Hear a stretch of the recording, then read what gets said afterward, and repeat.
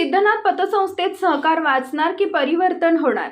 स्वर्गीय वाघोजीराव पोळ यांनी 33 वर्षापूर्वी दहिवडे येथे श्री सिद्धनाथ नागरी सहकारी पतसंस्था या नावाने एक रोपटे लावले. आज अखेर श्री सिद्धनाथ पतसंस्थेने यशाची मोठी परिक्रमा पूर्ण केली. एकूण 500 कोटी ठेवींचा टप्पा यशस्वीरित्या पार करत मोठा वटवृक्ष निर्माण केला असून सर्वच सभासदांचा विश्वास मोठ्या प्रमाणावर संपादन केलाय.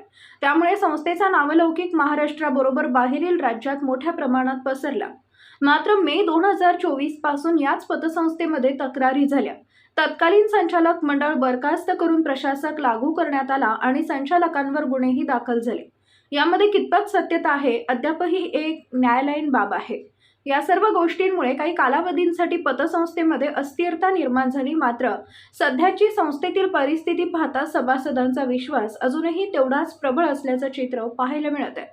मे 2023 पासून सुरू असलेल्या घडामोडीनंतर अखेर जानेवारी 2024 मध्ये श्री सिद्धनाथ सहकारी नागरी सहकारी पतसंस्थेची निवडणूक लागली. 22 जानेवारीपर्यंत अर्ज माघारी घेण्याची अंतिम मुदत होती. सिद्धनाथ पतसंस्थेच्या एकूण 13 जागांसाठी 72 अर्ज दाखल झाले होते. त्यापैकी एकूण 46 जणांनी आपले अर्ज माघारी घेतले.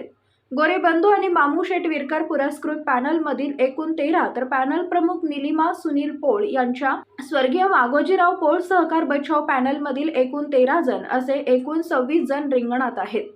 सहकार आणि राजकीय क्षेत्राचे लक्ष लागून राहिलेल्या या निवडणुकीत सागर पोळ, अनिल पोळ यांच्यासह अविनाश पोळ यांनी अर्ज माघारी घेतलाय. भाजप गटाकडे असणारे पोळ यांच्या घरातील सर्वच अर्ज मागे घेण्यात आले. यावेळी आपला आवाज न्यूजशी बोलताना माजी चेअरमन सुनील पोळ म्हणाले की सिद्धनाथ पतसंस्था स्थापन केल्यापासून आतापर्यंत आम्ही स्वतःच्या कुटुंबाप्रमाणे आपल्या संस्थेशी प्रामाणिक राहिलो आहोत आणि केवळ यामुळेच गेल्या 33 वर्षापासून आपण सर्व सभासदांनी आमच्यावर दाखवलेल्या विश्वासामुळे आपल्या संस्थेला यशाची मोठमोठी शिखरे गाठता आली. इथून पुढेही आपल्या हक्काच्या पतसंस्थेसाठी आपण सर्व सभासद कपबशीला मतदान करून सहकार बचाव पॅनलला निवडून आणाल हा मला पूर्ण विश्वास आहे. 500 कोटींची संस्था घालवू नका. आपला आवाज न्यूज नेटवर्क, एकनाथ वाघमोडे, दहिवडी.